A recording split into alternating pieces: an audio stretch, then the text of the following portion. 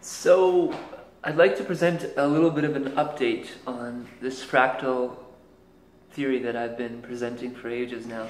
In essence, I was putting the first two tiers, and these tiers are the very early, these particular tiers, the very early evolution of the universe in many ways. And I'm not fixated on the idea that, that there was a Big Bang, although I'm still open to that idea.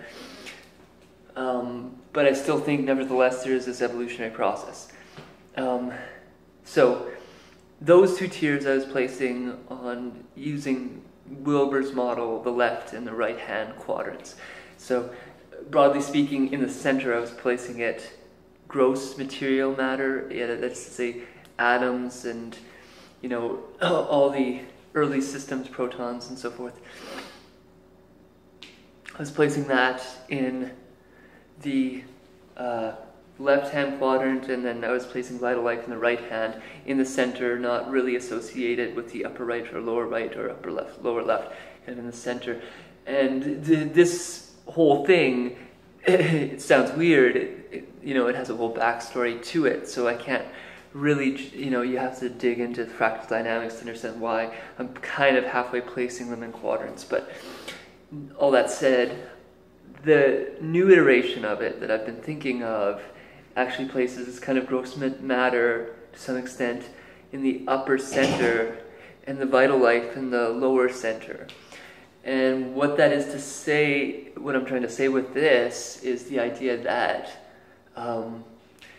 there is a sense in which matter, it's individualizing in that it's the first structure out of nothingness potentially that emerges.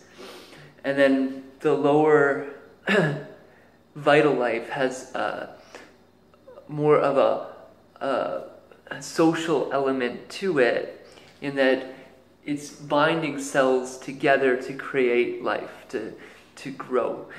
So it has this coordination of unifying matter in such a way as to become life substance.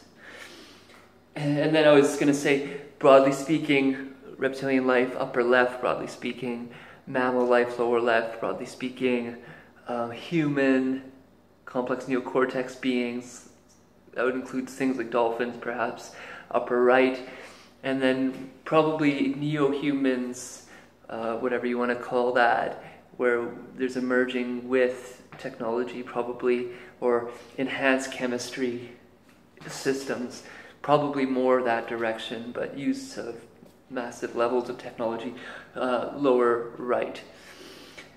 And then this fractal is always happening, so that's the argument that I make. So there's other sub-levels. We're never really fully in one area. We have all these other areas going on at the same time. So, in essence, we're probably building new quadrants too, to some major extent. So I take very seriously the idea of a 7-part system, although I just don't know how to map that in a really fleshed out way. So my map is primarily a 6-part system, but the reality is it's probably at least 7, if not more, that we will be able to focus on in the future as things emerge. At this point, I think to have a fairly comprehensive system, I max out personally at about 6 fractal patterns. So that's little augmentation. I'll leave it there. Be well.